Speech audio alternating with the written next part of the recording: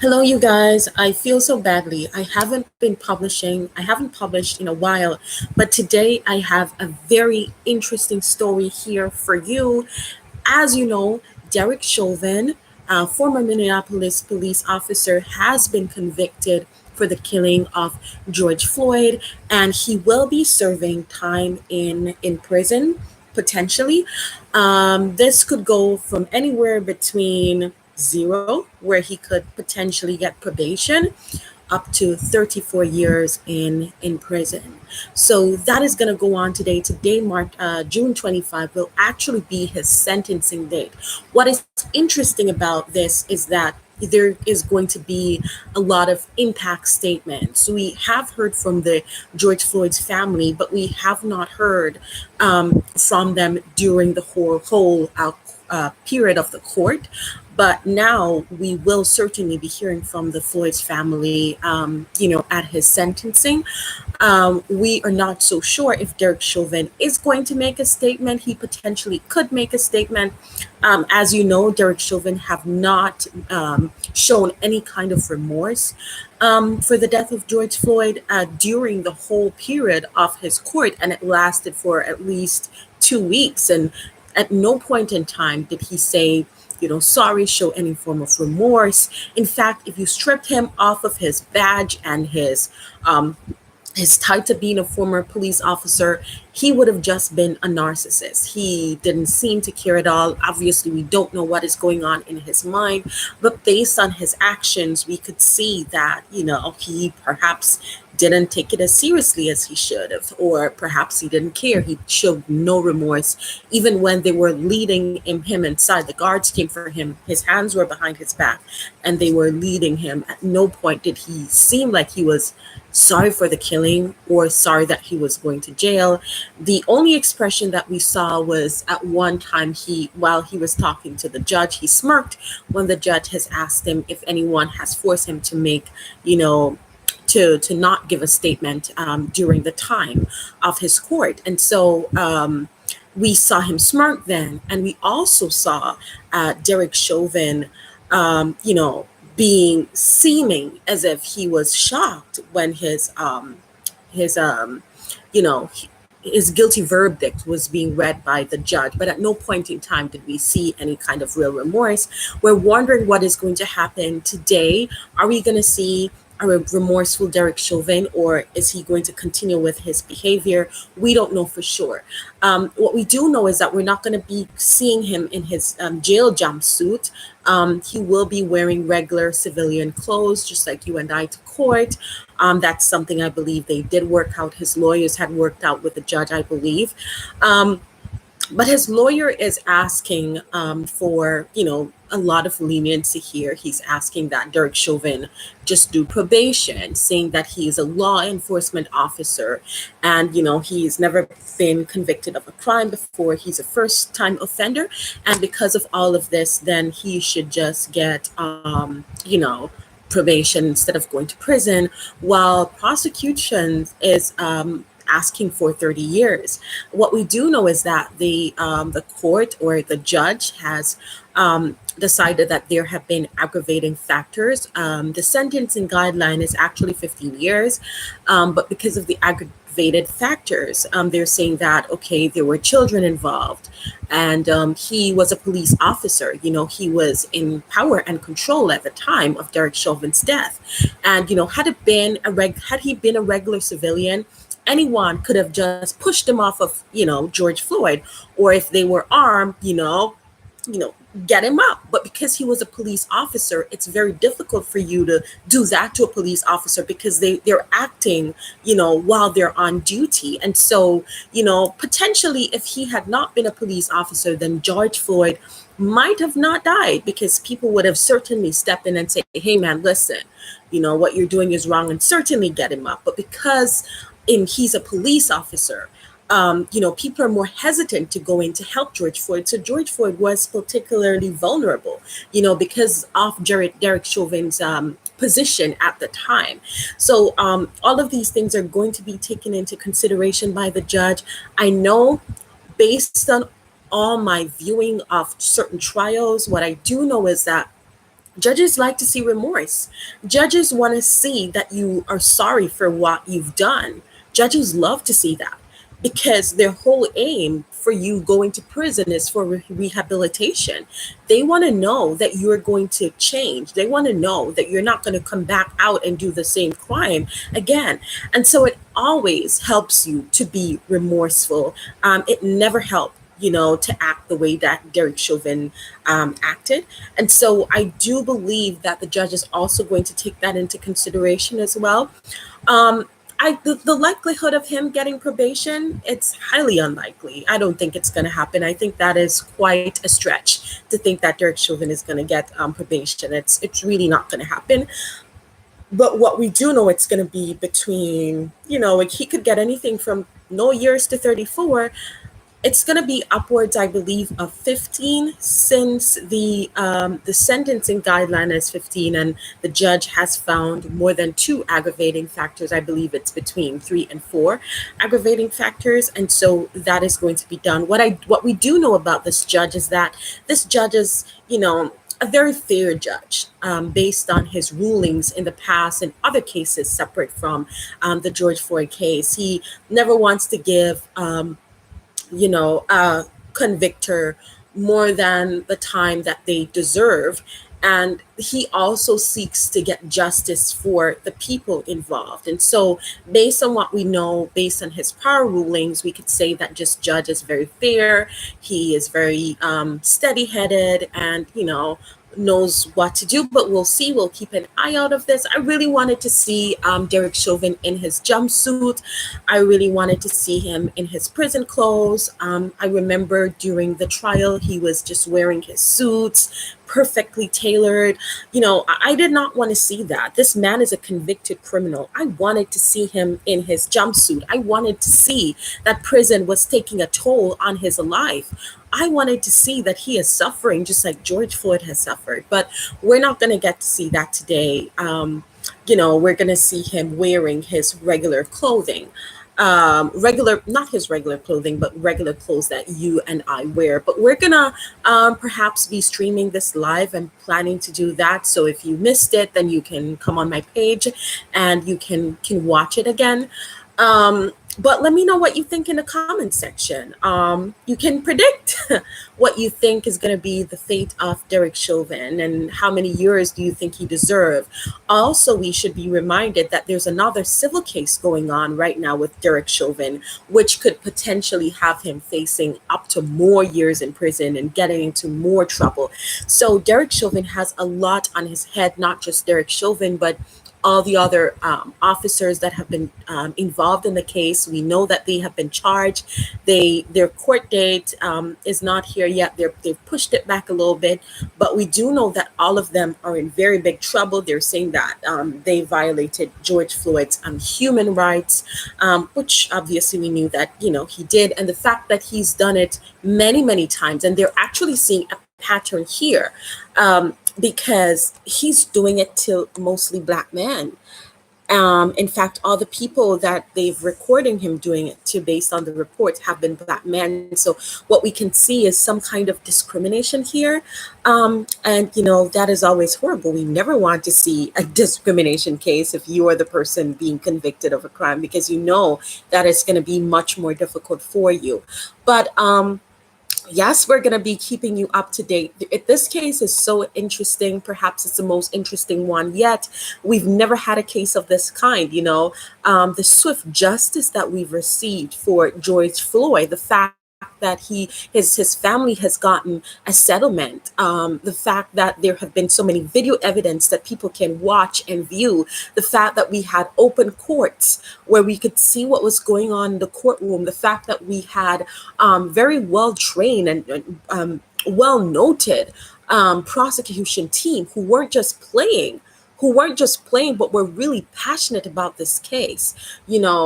All of these things into consideration, and the fact that Derek Chauvin was convicted of all 3 counts, guilty, second degree murder, third degree murder, and second degree manslaughter. The fact that, all of these things, and the fact that there's now a civil case where he is going to go back into the court system again, and he could face potentially even more time.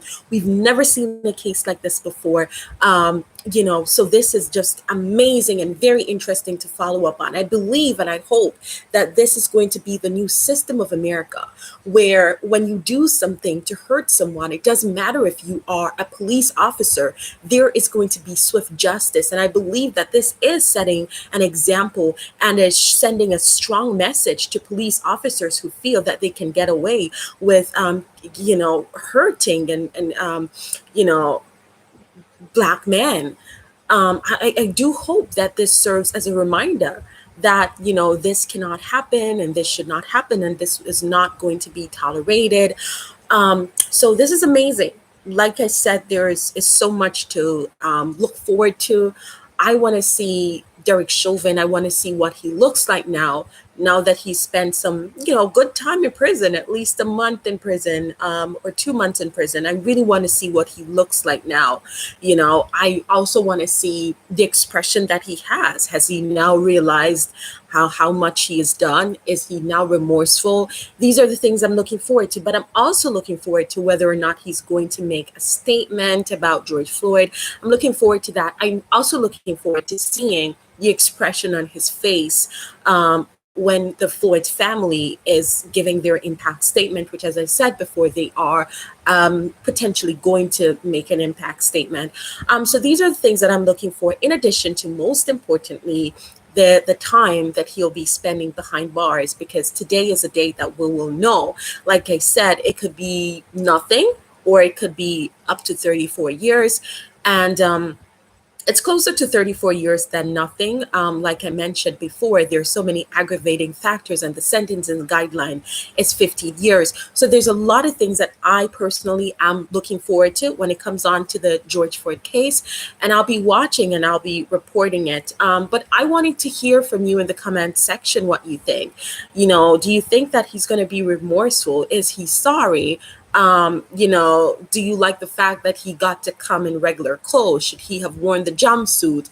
Are you going to watch this sentencing? I do know that majority of America is going to be tuning into this. This is a big story. Majority of people from the world are going to be tuning in to see what is going on, what is going to happen. So this is a very, very big event. I'm expecting a lot of great things from this event, and we will see, guys. So that's it. Please remember to like and share and comment and subscribe, because things like these are very important. These discussions are very important for us to have. They are about justice, and they're about sharing our thoughts about the justice system. And when we have people speaking how they feel about certain topics, we usually see that we get justice. Had we not have people marching in the street in Minneapolis day after day after day, putting their lives at risk, then we wouldn't be here today. This could have potentially been another story of a cop killing an innocent black man and just getting away with it. Had it not been for Darnella Fraser, had it not been for the bystanders who have been brave enough to make comments, and to show up at court, had it not been for the prosecution team just being so passionate about their roles and doing what they're supposed to do, had it not been for the televisation of such event, then he would have easily gotten away. I'm seeing some comments here. I'm seeing Chauvin is innocent on all charges. Really? Okay, I'm just going to keep my thoughts on that. I'm not going to say anything about that. Evidently, there are some bias there if you believe that Chauvin is innocent on all charges. We've seen the videos, obviously. We've seen it from all different angles, and there's just no way that Chauvin could have been found innocent. But, you're welcome to share your thoughts. I'm beginning to wonder if you mean he's guilty and you accidentally put innocent, because there's no way to me. Another person saying free Chauvin. Wow. Okay. And the other one, it says that Floyd was a felon. That's not innocent. Well, you know what? He was innocent at the time. You're innocent until proven guilty. And that is the American system. That's the American way. You don't take people's lives. But even if he were not innocent, the thing is that do you kneel on a person's neck a person who was complying, a person who was knocked out, a person who could not move, do you still kneel on his neck when that was not a part of your policy? So, based on what we do know, is that George Floyd, um, he's innocent until proven guilty, right? And he didn't get his day in court. So we didn't even know if George Floyd is innocent or not. But I do appreciate your comment. I do like you commenting, but I would say that I strongly disagree with you. I do not believe that George Floyd should have died that way. I do believe that this was another killing of a black man by a police officer who has zero regard for black lives. I do believe that that was it, but I do appreciate your comment, and we're all entitled to our own opinions. But we'll be watching, and remember to, this is not a case where we're saying, oh, you're right or you're wrong. It's a case where we're all showing or thoughts and sharing our feelings, because that is exactly what this is about, sharing our feelings. But I do believe that George Floyd should have gotten his day in court. We don't know. This was over a fake $20 bill. And the thing that makes it so disgusting to me is the fact that Derek Chauvin at the time was hiding thousands and thousands and thousands of dollars, not paying his taxes and underreporting his taxes, and to literally kneel on someone's neck. Let's say he did not kill him. Let's say that he did not think that kneeling on his neck would have killed him, because obviously, he was not convicted of first-degree murder. He was convicted of second and third-degree murder. That is killing without the intent to kill, And what we're saying is that that was not called for. The man was complying, and it was over a fake $20 bill, while you were hiding thousands of dollars, not paying your taxes. So when you compare that to a $20 bill, like, which is worse, And so, but I do appreciate your comment. Are you a Trump supporter, John Doe? Is your name John Doe? But I don't know. But we'll see. We'll see about that. But what I will say is that I really do appreciate your comment here, and it's okay. This is a platform where we do that. You're saying, "Wow, she didn't ban me. Cool. Props to you." Absolutely. I'm not going to ban you, because I believe with all of my heart that people have the right to express their opinions of circumstances and situations, whatever it is, whether you're on the left, you're on the right of situations, even whether you're wrong or you are right. It doesn't really matter. You need to express what you have to express. I believe in freedom of speech 100%, and you have the right to say whatever it is that you want to say, John Doe. So no, I'm not going to ban you. I don't believe in that. I believe that in a democracy, people should be able to say what they want to say, whether I agree with your speech or not. I believe that you have that right and that freedom. Daniel Murphy is saying that dude is crazy. I agree. I agree that if you really see the evidence and you're able to see the camera from all different angles, and you're able to see everything and the whole presentation, the bystanders and their emotions, and Derek Chauvin and his expression, and the number of times when they were told him, when he was told, "Shall we get up now?" He doesn't have a pulse. And if you believe that Derek Chauvin wasn't acting negligently and neglectfully, and obviously we're not saying that he had the intent to kill. That's not what second degree or third degree murder is. It's saying that his actions killed him, and if you don't believe that, then I think that you have a little bit of problem analyzing, or you have what I believe is true, John Doe. I believe that perhaps you have some sort of bias. I don't know. When it comes on to Blue Lives Matter versus Black Lives Matter, I think there must be a bias here. For me, I absolutely love police officers. Let me say that I have nothing against police officers. I believe that they're amazing. We have so many good police officers. I have so many family members who are police officers. When I need help, police officers are the first people I go to for help. I love them 100% and respect them with all of my heart. But I do believe that police officers are first human beings. And if we have good people and bad people, then we do have good police officers and bad police officers. And like the prosecution team said, The worst thing for a good police officer is a bad police officer who is not convicted of his crime, because he makes a good police officer look bad. And so I'm not on the side of anyone, or not off of the side of police officers. I do believe in police officers, but what I do not tolerate is bad police officer. And regardless of the side that you're on, if you're going to look at that and think that Derek Chauvin is innocent, then I believe that you are sick with bias. That's what I believe. I believe that you're sick with bias if you think that. Um, Hi, what's your name? Buggy Hugh. Hi, thanks for. I think I just slaughtered your name, but thank you so much for joining us. Tell me, are you going to be watching Derek Chauvin's sentencing? It's coming up today, this afternoon. Are you going to watch it, Buggy Hugh? Buggy Hughie, big. I don't know. I'm slaughtering your name, but let me know what you think, okay? But we're certainly going to be watching and tuning in. How many years do you think that Derek Chauvin deserved behind bars? How many years do you think he's going to get? I don't know. But this is going to also be streamed on my page. So if you miss it, you can also revisit it. This is history, you guys. We've never seen this in the state of Minneapolis, and we've never seen the kind of transparency that we've seen in a life. You know, props to Darnella Fraser, who she has made a lot of money from this, you guys, but it's money well deserved. I don't think that she knew how big this case would have been. I think she was just a very, very concerned citizen who took out her phone and recorded, and she was the one that was brave enough to make the recording.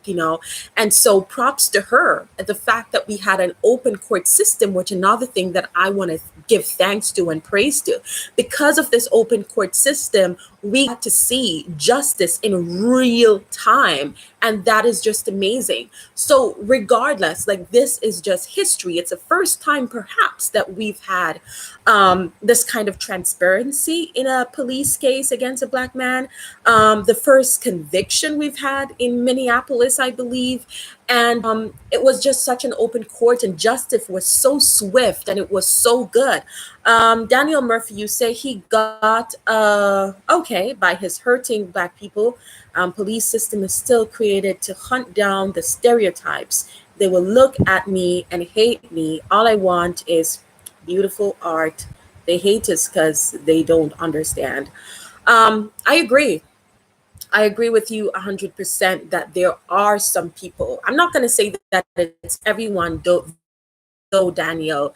I don't believe it's all police officers. I believe there are good police officers who, come out there behind the scenes and in the fields to literally put their lives on the line for us. But I believe that they're being overshadowed by the bad police officers. And there's some really bad racist ones, Daniel, who will look at you and judge you based on the color of your skin, not knowing anything about you and who you are. And there is bias in the police force, in training and in everything. And so I agree with you 100%. Not everyone, I agree. That's right, Danielle. I don't think it's everyone either, but it doesn't matter if it's 10, if it's 20. They're making the good ones look bad, and that is what we have a problem with. It's not about being anti-police. If you are a strong supporter of the police, then you cannot not call out police officers when they're misbehaving, when they've done wrong, because they're only punishing good police officers. The qualified immunity, we're now thinking about, letting this go now, all because of the actions of a bad police officer. So it does real harm. So you can't say that you're on the side of police officers if you're not willing to call out bad policing. It only means that you, in my opinion, that you could potentially have some bias. I won't call anyone a racist. I won't call you a racist if you believe otherwise. But what I do think is that you have to do some kind of self-examination and ask yourself, do I have any bias in me? Because if you're able to see all the evidence played out against you, played out in real time, and you believe otherwise, then it goes to show me that you certainly could have potentially some sort of bias, which is not good. If we want to make this society better, we've got to eliminate bad policing.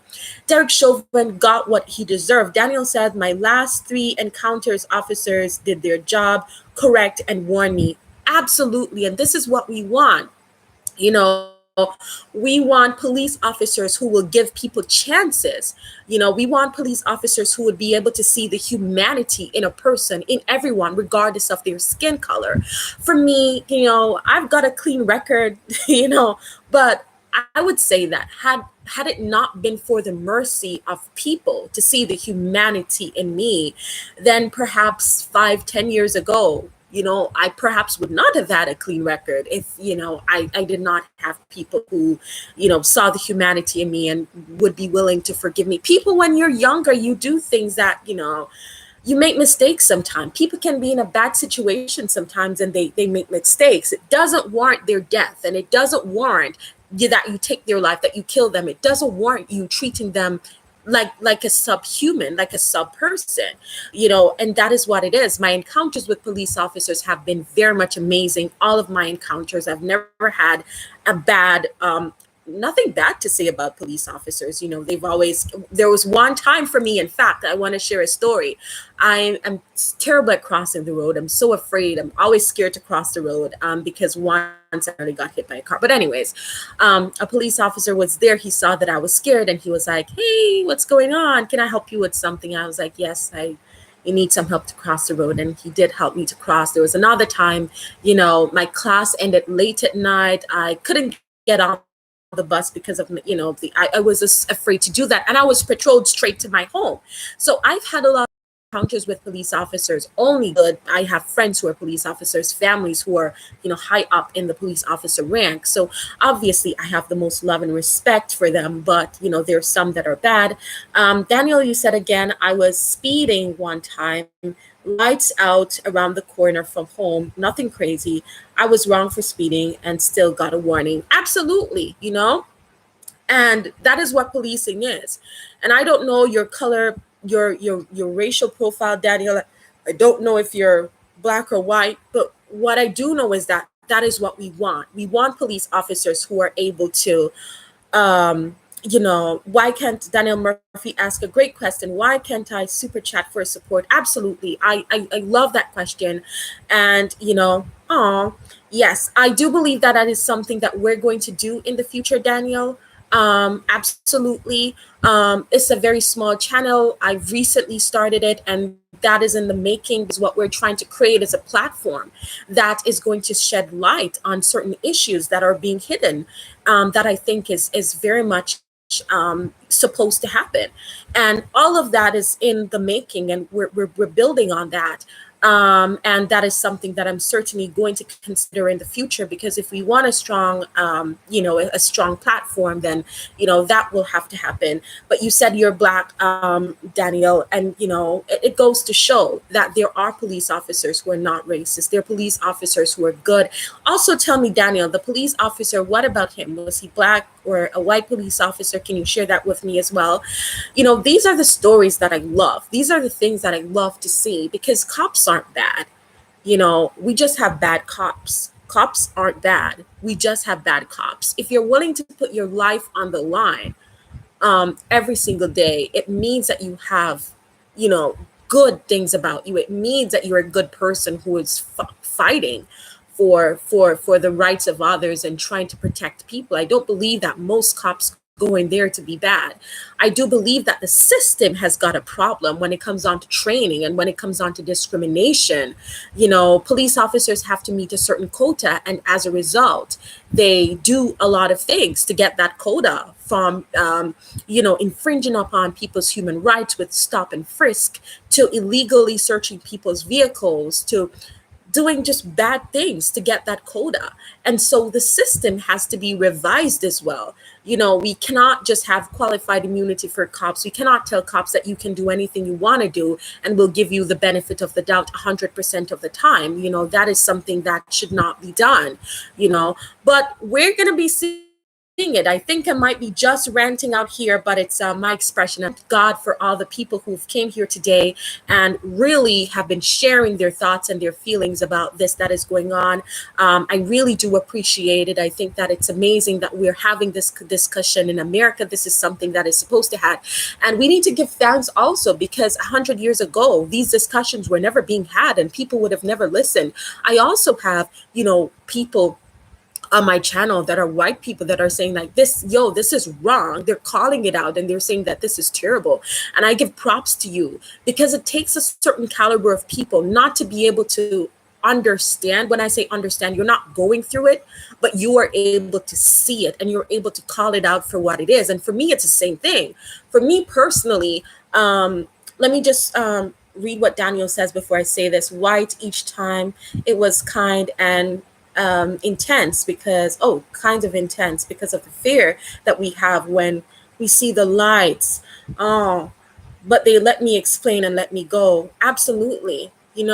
Too many times we see police officers, the first thing they do is draw for their weapon, and the least little movement that you make, if the wind blows the wrong direction, they shoot. And it can be a very intense moment, and that is scary. That is scary. And for me personally, like, I don't, I've never experienced racism before, but it doesn't mean that I don't understand it. I am in a country where, all the people that I see, black people every day, or president or prime minister is black, the models and, the movie stars, everyone here is black. So it's not something that we readily see in our country. And at one point, I didn't really understand the magnitude. I thought that it was something that black Americans would just say but now, thank God for social media, I realize how big the problem is, and it's something that we all need to be speaking up about, regardless of where you are. This is something that I now become passionate about, not being able to, I don't experience it myself. Like I said, I'm from Jamaica. Oh, you're from Detroit. I love Detroit. I learn, I've read about Detroit, very famous city, but you live in Hawaii. Oh, okay. Fully white, totally different vibes. Absolutely. Detroit is is mostly black, and then Hawaii being fully white. So you get the best of both worlds, Danielle. I think that's amazing. Being able to get the best of both worlds, and you can let me know also like what you think, what's the difference, what the differences are. I say more than words. Oh, absolutely. So I understand. I don't understand in the sense that I've never experienced it before, but I can see the pain and I can see it in real time, and I'm angry. I'm angry about what it is that I'm seeing. So yes, I'm a black girl who've never experienced racism, but it doesn't mean that I don't empathize with the people who have been going through it. I could easily turn a blind eye and say, oh, this is not even my country. Like, why bother? Why care? This is never going to happen to me. I never have to worry, so long as I'm in my country, that a police officer is going to shoot me during a traffic stop. It's just not going to happen. It's bizarre. But it doesn't mean that I'm not passionate about it. I am, because so many people, all these black people in America, we went on the same boat. We were just dropped off at different places. And had I been dropped off in America, then that would have also been my reality as well. And so we have to be in strong support for one another, and white people as well. Like, if you care, it doesn't matter what your profile is, whether you're black or you're white. It's everyone's business. It's all our business, and we must make sure that we speak up for what is right. It doesn't matter. We must speak up for what is right, and we cannot allow ourselves to be so caught up in our own personal life that we fail our country. Because you're not just failing a group of people, you're failing your country, because your country stands for respect. Your country is a country that stands up for justice. When people hear about America, that's what they think about. They think about justice. When you see that flag, I'm not an American, but when you see that flag, you see power and you see justice, and a beacon for all other countries to emulate. But there's a big but, because that is only on paper. That is really only on paper. That is not something that is actively happening in America. It's getting close, but it's not there yet. And it's something that we have to really talk about. America has lost a lot of respect, over the recent years, especially since the introduction of social media platforms and, devices, and people getting brave enough to speak and not worry about what the backlash will come. Then we're seeing a different light. Daniel, you're saying that Ohio, good people, out here, but I like Ohio. Good people out here. That's amazing. I've always heard about Ohio. Um, is it cold out there in Ohio? Let me know. Howie Edit, you say, I feel terrible for Floyd's victims that have to know that America now has okay, statues of Floyd. Okay, you know what? And I got you, Howie. I hear what you're saying, but this is a situation, and this is what I have a problem with. But the American system, it says that we people are not guilty until proven innocent. It's the other way around. And George Floyd's statue is not saying that George Floyd should be an emblem and a symbol of good, that everyone should follow George Floyd's behavior and attitude. That's not what it's saying. I would agree that George Floyd is probably messed up. He's done drugs. You know, he is done lots of other things, aggravated robbery. Heard a pregnant woman was involved. I'm not saying that George Floyd is the best person in the world. I think what that statue represents was a man who died like a dog in the street, and he did not deserve it, because everyone deserves a right to due process. And the statue is a reminder, so that when people come, because George Floyd is a symbol of justice, because the American system did not say that you're guilty until proven innocent, and it does not believe in public execution of people who are not being convicted of a crime. That's not how the system works, Howie, right? And so when you see that symbol, it's a symbol of justice, a symbol and a reminder to police officers, I believe, that listen, you can't just get away with things just because. And I understand. I have also been a victim of black crime. You talk about black and black crime, and I've been a victim as well. But does it mean that I want to see the person who has victimized me die like a dog in the street without going to court? Absolutely not. And that is what I am talking about. So there comes a point where we have to really be rational and think about it. We have to become rational and really think about what is it that we're saying. Because when we talk about justice, we're fighting for justice not just for the people, but for us as well. Do you really want to live in a country where you can easily be killed out in the middle of the street just for being, or because someone thinks you're guilty? You don't. And if you want justice for yourself, and if you want to protect yourself in the future, because anyone can tell a lie on you, say you give a fake $20 bill when you didn't, because they don't like you for somehow. Do you really want someone to just put you down in the street like that just because? No. So when we fight for justice for a particular group of people, what we're really doing is fighting for justice for ourselves as well. I'm not saying, and I think that is something that people on the right, a lot of people who, are on the far right, they tend to say that, oh, George Floyd wasn't innocent. We're not saying that George Floyd was innocent. What we're saying is that George Floyd didn't get his day in court. What we're saying is that George Floyd died like a dog, and that's not the American system. What we're saying is that that cop, he didn't follow his training. He didn't follow protocols. He did not do what he was supposed to do. He was reckless. That's what we're saying. And so we have to look at it both ways as well. The statue is not saying, it's a different statue. It's not the Statue of Liberty. We're not saying that that is a symbol for good. We're not saying that young boys should be George Floyd. I don't want my son to be another George Floyd. Absolutely not. It's quite the opposite. I don't want my son doing drugs. I don't want my son, doing armed robberies. Obviously not. But this statue is a representation of justice. So when you pass it as a Black person, you know that when police officers take away your right unjustly, then they're going to be punished, just like George Floyd's killer was punished. And that is really what we are saying. But you said humans are fallible. Okay, we cannot make an idiot based on we cannot make an idol based on a bad egg. But there it is again. George Floyd is not an idol. Would you tell your son to be the next George Floyd? I wouldn't. George Floyd is not an idol, but George Floyd is a symbol, and it's very important that we have that symbol. That's it. We need to have that symbol, that representation of justice. So Black people, when they see it, they can remember that my life that matters, my life is valuable.